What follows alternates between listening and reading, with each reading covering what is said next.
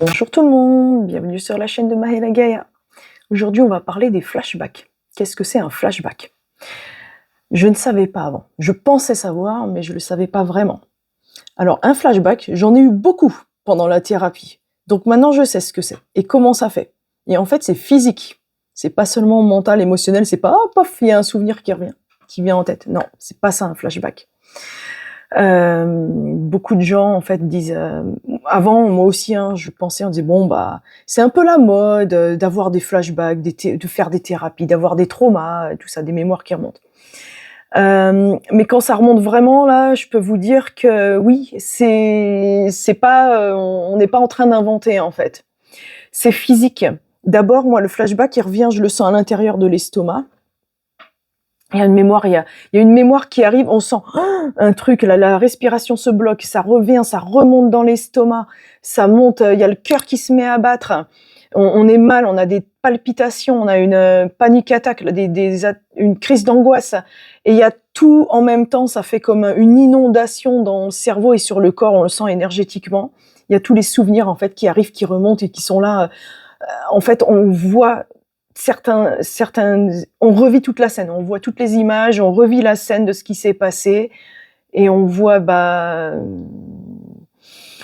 des choses pas belles, on va dire, des choses horribles et on revit ça et on le ressent dans son corps. Si quelqu'un, je sais pas, vous a attrapé le bras, on sent la main, enfin des choses comme ça en fait, les odeurs, les voix, on revit toute la scène. Et après on pleure. Et après on est mal, après on est épuisé, après le flashback. Et ça peut durer au début, moi ça revenait, c'était toute la nuit que je ressentais les éléments. Après pendant la thérapie, j'avais des outils, de l'aide, donc de l'accompagnement. Donc ça durait beaucoup moins longtemps, c'était 1 heure, puis une demi-heure. Maintenant en fait, vu que tout a été vraiment libéré, j'en ai encore des petits, mais ça me touche plus. Mais au début, ça remonte, on le revit en fait pour que ça puisse sortir. Donc un flashback, ça fait vraiment cet effet-là. Ça, c'est un élément, ça nous tombe dessus comme si on est sous la douche en fait.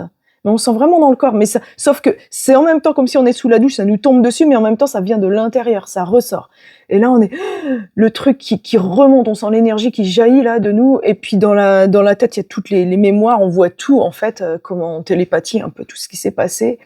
Et là, on n'a pas le choix de faire face à la mémoire, de la regarder en face, de dire ok, il s'est passé ça. Maintenant, je fais quoi avec? Et c'est là que l'aide du thérapeute est importante parce qu'il dit ok, là, regarde, ça signifie ça, il y a ça et ça et ça. Puis après, on sait les gérer. Je sais les gérer toute seule en fait. Donc c'est important de savoir que oui, pendant la thérapie du trauma, on a les éléments remontent comme ça souvent quand on est seul ou détendu. Flashback. Et ce que c'est un flashback, c'est important de le savoir. Alors moi, je vous le décris comment moi je l'ai vécu, mais ça veut pas dire que c'est comme ça pour tout le monde par contre. Ça peut être complètement différent pour une autre personne. Donc c'est très lié à,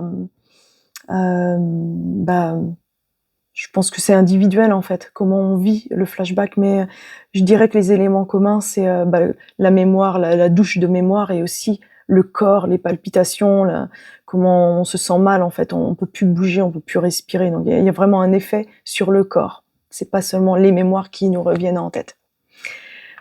Voilà, bonne fin de journée, à bientôt.